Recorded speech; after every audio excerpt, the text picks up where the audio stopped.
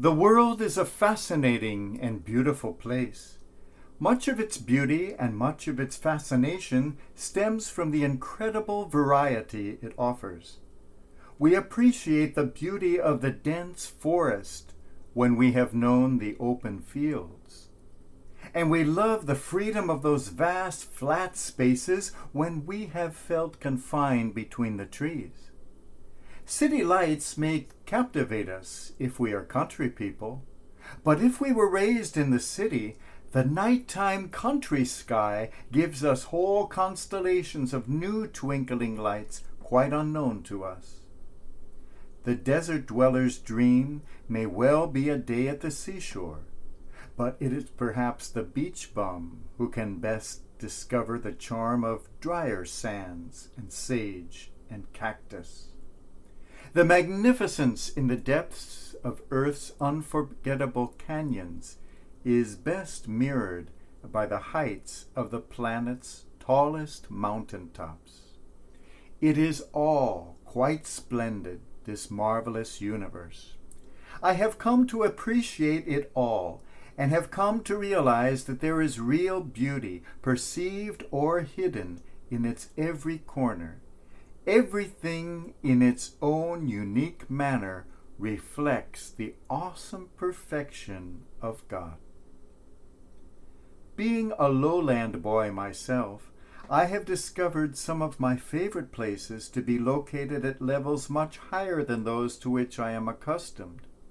From the dazzling old Inca capital at Cusco to the cloud-clad realm of the one-eyed llamas of Lhasa, mountaintops afford not only some of the most picturesque scenery, but also some of the most glorious encounters with the highest achievements of the human spirit. No wonder that so many adventurers and mountaineers have answered the call to ascend the heights. Nevertheless, high altitude comes at a price. Most of us, unaccustomed to the low supply of oxygen at these levels, are prone to a horrible condition known as altitude sickness, especially if we ascend too far too fast. This can be accompanied by a variety of unpleasant symptoms, such as terrible headaches and even swollen head, nausea, shortness of breath, nosebleeds, extreme fatigue, loss of consciousness, painfully pounding pulse. At those altitudes, each step wears you out. Once during the middle of the night, high up in the Andes, I had the terrifying feeling of not being able to breathe. Even the usual herbal tea called mate de coca did not help, and the doctor had to come with an oxygen tank and an inoculation. She sat by my bed the rest of the night to make sure the patient lived. He lived. There are other mountains in this world which people love to climb. Some are majestic, some are thrilling, and some are quite perilous. There is, for instance, the mountain of wisdom. Few attain the peak, but the ascent is quite worthwhile.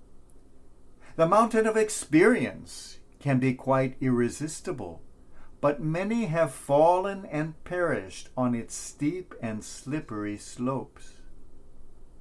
The mountain of career summons the industrious and the ambitious, while the mountain of wealth has a particular appeal for the greedy. But the mountain that is the most enticing for the widest variety of people, and by far the most dangerous, is the tall, dark, cloud-covered mountain of power. It is on this ominous mountain that many succumb to altitude sickness. They have ascended far too fast in a furious race to reach the top, not caring how many they step on or over on the way up. not caring how many they have to push over the cliff in order to get ahead. Altitude sickness. Their heads swell up, for the power has gone to their head. Altitude sickness. They love being on top. They love being able to look down on others. They love the feeling of control, power, superiority over their fellow mortals. Altitude sickness. They find the view from above to be breathtaking. And indeed, their newly acquired egocentric, self-important view of the world has the lethal effect of sapping them of the last breath of humanity. Altitude sickness. Their pulse throbs violently. Their heartbeat races with the surge and the thrill of power they cannot handle. But the rhythm in their breast has morphed dramatically from the life-giving beat of you, me, you, me, you, me, into the deafening, destructive, diabolical din of me, me, me, me, me, me, and more me, me. Altitude sickness. They find themselves propelled by a pursuit of perceived power, believing themselves in love.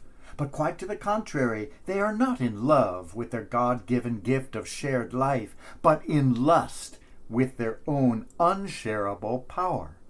Altitude sickness. These climbers, these careerists, these sufferers of altitude sickness are found in every walk of life, in every economic group, in every class and every level of education.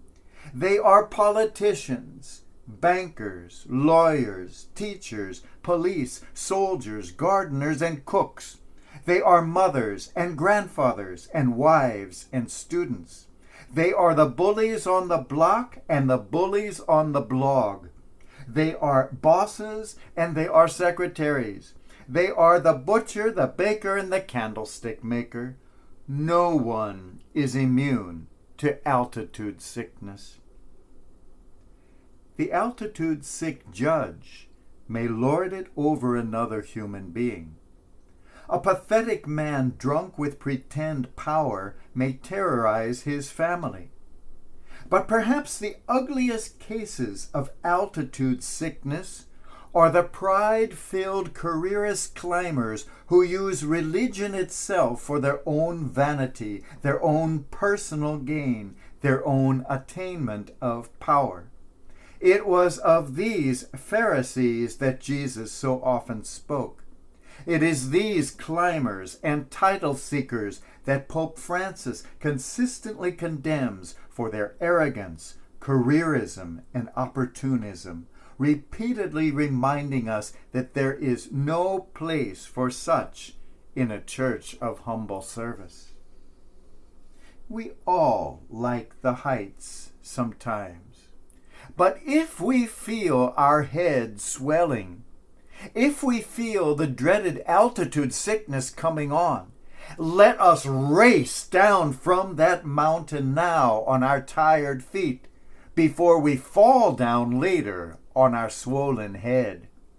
For truer words were never spoken. Those who exalt themselves will be humbled, while it is those who humble themselves that will be lifted up. Lord, save me from altitude sickness. Be merciful to me, a sinner.